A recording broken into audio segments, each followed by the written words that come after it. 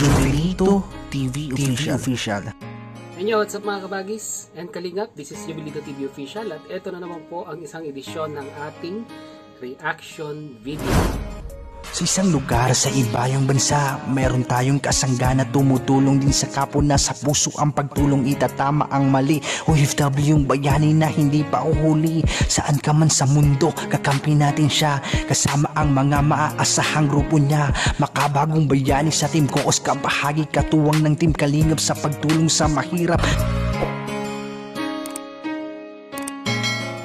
Hey, what's up mga kabagis? Jubilito TV Official po. At for today's reaction video, gawan lang po natin ng reaction at pagbibigay ng opinion dito po sa naging previous live streaming ni Ma'am Roda, no? Sa pagbibigay ng update sa mga Rina fanatics at nag-aabang ng update po kay Rina Mimay, no? At may isa pong live viewers, mga kalingap at kabagis, ang nagtanong kay Ma'am Roda Official kung sakasakali nga daw pong ito pong si Lolo Nestor ay pumunta dyan sa bahay nila, mga kalingap at kabagis, ano daw po ang kanyang gagawin.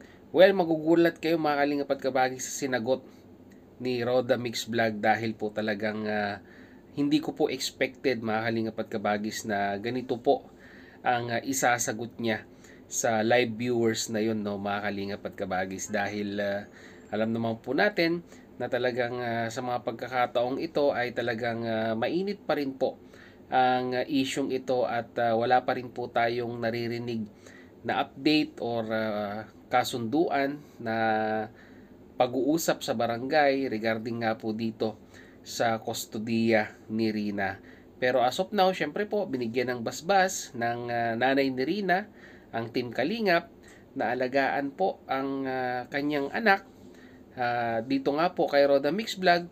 Kaya kampante po tayo, mga kalingap at kabagis, na ito pong si Rina ay nasa mabuting kamay po at mabuting pangangalaga ni Roda Mix Vlog.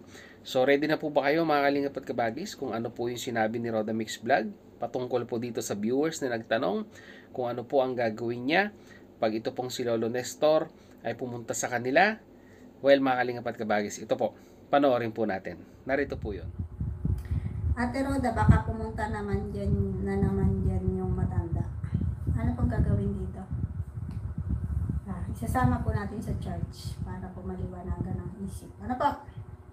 Pag pumunta po dito, isasama natin sa church. Well, mga kalingap at kabagis, nakakatuwa lang kasi, no, di ba? Supposed to be dapat medyo may konting takot na maramdaman itong si Roda Mix Vlog pag mga ganitong instances or mga ganitong pagkakataon ang darating, no? Hindi po natin masasabi kung si Lolo Nestor ay bigla nga pong dumating dyan, pero ang sabi niya nga po ay dadalhin niya sa church, no?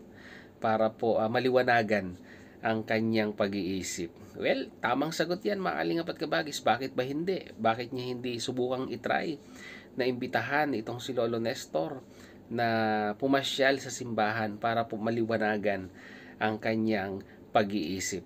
Kayo, mga kalingap at kabagis, ano po ang inyong masasabi dito sa sinabi po ni Roda Mix Vlog? Comment nyo lang po sa ating comment section. So hanggang dito na lang, mga kalingap at kabagis. Short reaction video lang po ito. Jubilito TV Official po, member of Team Koos. As I always say, mga kalingap and kabagis, peace, God first. God bless po. Bye!